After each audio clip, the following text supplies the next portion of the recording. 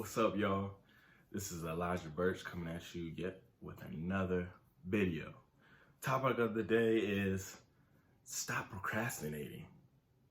I hate the idea that procrastinating has been like a national or global diagnosis to excuse people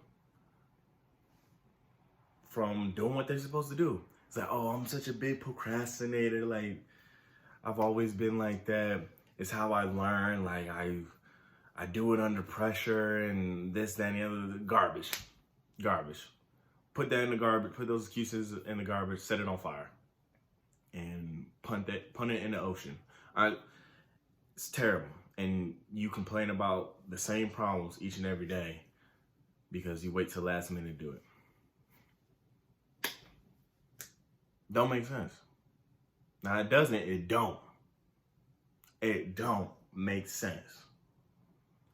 My generation in particular, is terrible. Late teens, early 20s, or even broader than that, we're terrible.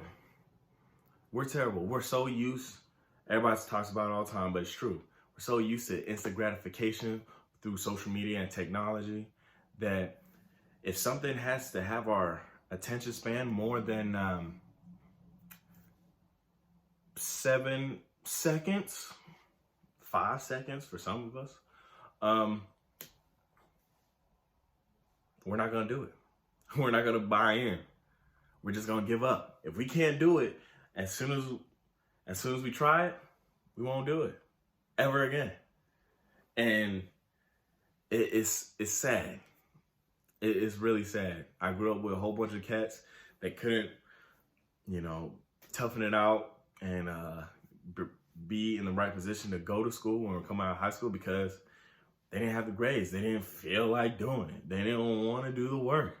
But now it's been about 5 years, and some of them selling drugs. Some of them living at their grandma's house still, boning it off her. Some of them, they just ain't doing nothing. That's it. And they're working a job that they hate just to survive because they didn't want to put the time in. Shoot, I know a whole bunch of girls that I dated, and people, but I know a whole bunch of girls that I dated where they wanted, they have a certain body shape and physique, and they kept complaining how they looked a certain way, but they never wanted to work out. They never want to eat right. They always ate Flaming Hot Cheetos. They always ate peanut butter with cookies. This, that, and the other. Never ate no vegetables. Because after a day or two, they just gave up. All the new year, new me stuff, that's BS. That's BS. If you're going to make a commitment, if you really want to do it, you just going to do it. Period. If you sick and tired of being tired, you're going to do it. Other than that, sit down. Because that's what you're comfortable doing. We got to step up. Young people in my age group, we like to point the finger at each and everybody else. It's like, oh, the government ain't doing this. My parents made me this way. The system is messed up. I don't have this. I don't have that. I can't do this. Do something. Do something about it then. When you don't have an opportunity in another area, you can make an opportunity. Period. Find resources, stand up, do what you got to do. The Bible says in Proverbs 12, verse 24, the hand of the diligent shall rule, but the slothful will be put to forced labor.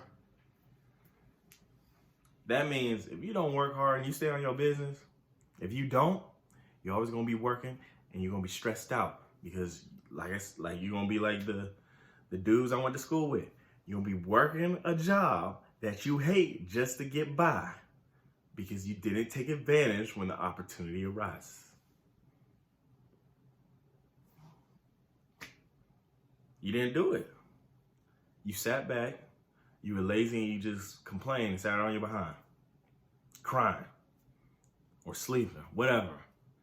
And then you see all these other people doing, you criticizing them, hating on them because they had the courage to do something you never could do. Step out, go venture outside the hometown, go into a new field, go into a field that's not popular, go into a field where black people usually don't do, or white people usually don't, like something that's breaking barriers. Like you made all these excuses, and while you was doing that, running your lips, running your mouth, somebody was working their hands and moving their feet and getting to the place where they were supposed to be. And the proof is in the pudding, guys. The most successful people, they work the hardest and they get things done most consistently. Whether it's in business, whether it's in politics, whether it's in sports, music, all the people that we idolize or see on, not even on TV, but we hear of that's actually running things and doing what they want to do, they did whatever they had to do to get to that spot. They made those sacrifices. They got up. They stayed late. And they did that for years. They actually grinded it out. But we ain't willing to do that. And we got to. And I know, look, I'm going to finish off with this. Look, my generation, young people, we may have had a disservice done to us by being spoiled, unintentionally or intentionally. But we have to live our lives still. So I challenge you with this. Do you really want to work at a dead-end job that you hate, or be in a position in life that you hate for the rest of your natural life? Or would you take the chance and take the opportunity to get up and work towards your dream? Not your backup plan, but your dream. And work for it like you have no backup plan. Because it's your responsibility to make your dreams happen.